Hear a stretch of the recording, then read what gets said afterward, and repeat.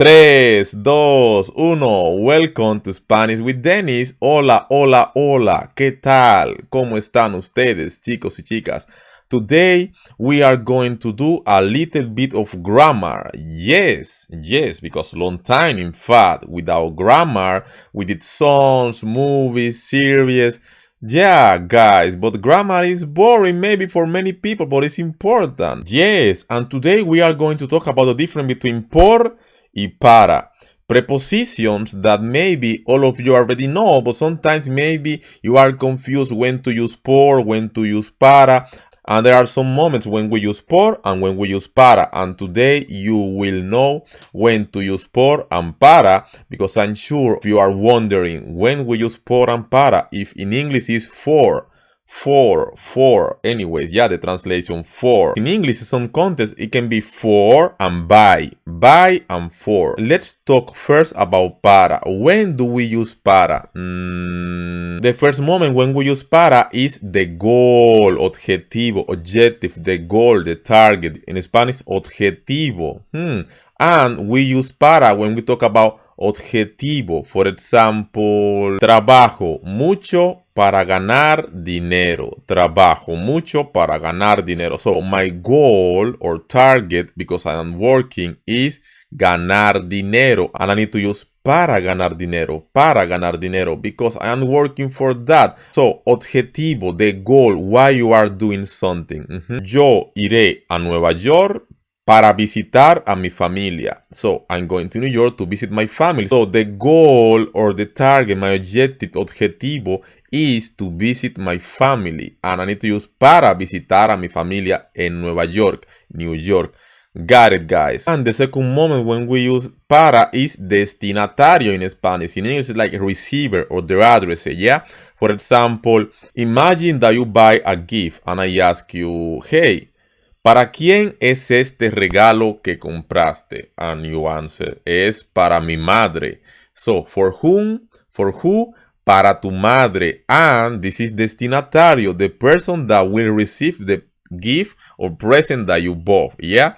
Para mi madre, para mi amigo, para mi familia. So, got it, yeah? The person that will receive something, the receiver, destinatario. The third moment when we use para is the address to a destiny. Address to a destiny or destination, yeah? For example, vamos para Londres. So, we are going to London, yeah? We are going to London. Vamos para Londres. The destination is London and we need to use para. Vamos para Londres. Vamos para Londres. Or vamos para Miami. We are going to Miami, yes? So the destination here is Miami, Londres. Going on to the other moment when we use para. For example, when we talk about personal opinion, my opinion, I give you my opinion, I need to use para. And maybe you already listening in Spanish when we talk para mí.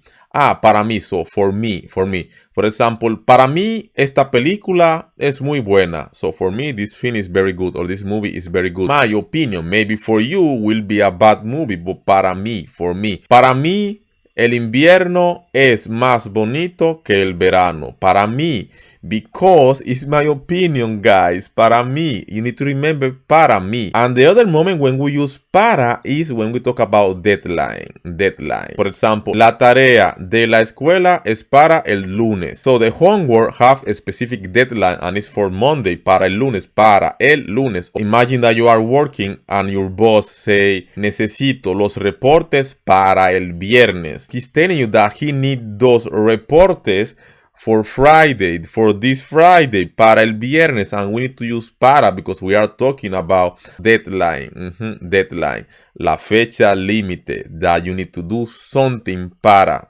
So now let's move on to por. Different moments when we use por.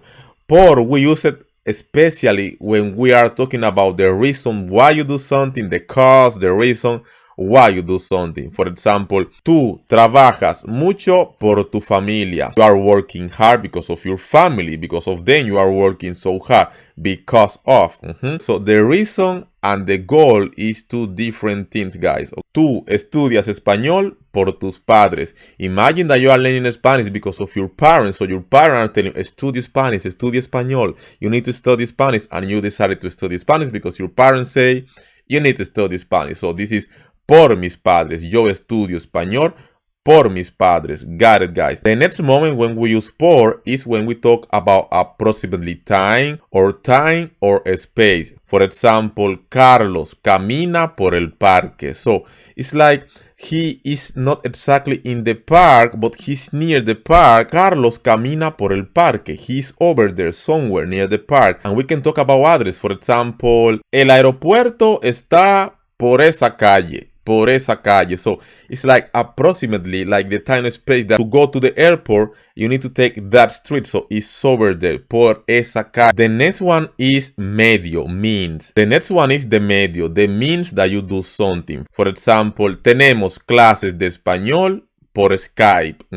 It's like the means by Skype or by Zoom or by phone. Got it. The means that you are doing something. For example, el gato entró por la ventana. So the cat come inside the house through the window. Yo hablo contigo por teléfono. I'm talking to you by the phone. Por teléfono. Got it, guys. So the next one is intercambio, like interchange. You are changing something for something. When we talk about prices or something that you buy, something that you change. Compramos el teléfono por $100. Por $100. Compramos esa casa por $1,000,000. Yes, por $1,000,000. We're talking about prices. Yes, guys. And another moment when we use por is distribution.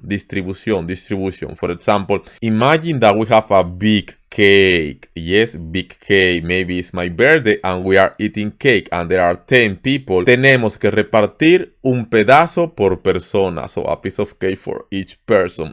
You have 20 pages and you are a teacher and you say, yo reparto una página por estudiante. So guys, you understand when we use por and para. This is some moments when we use por and some moment when we use para. I hope that it was useful for you, that is understandable, because it's very important to use in Spanish por and para, and now you know it. Imagine that you study Spanish and you say, estudio español para ser profesor. You want to be a teacher para ser profesor. It's your goal. Or estudio español por mi novia. So you have a girlfriend and you are studying Spanish because your girlfriend make you study Spanish. So it's the reason why you are studying Spanish. Objetivo y causa. Viajo mucho para conocer nuevos países. Viajo mucho por trabajo. So in the first one, para conocer is my goal. Objetivo. O por trabajo is the reason why I travel, guys. So now you know por and para. Thank you all for watching until the end. And if you like this video, like and subscribe to my channel for future content to learn Spanish. And let me know in the comments down below, what do you think? Do you like the video? It was useful? Do you learn something new? You know the difference now between por and para? Yeah, just let me know. Write me on the comments down below. And remember that you can watch the video muy and mucho, the difference between muy and mucho when we use muy and mucho, and also ser and estar. When we use ser, when we use estar, if it's to be, and also saber y conocer. Saber y conocer. Yes, guys, you can watch that video here,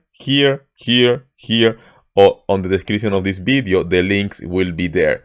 Guys, thank you for watching. Nos vemos. Hasta la próxima.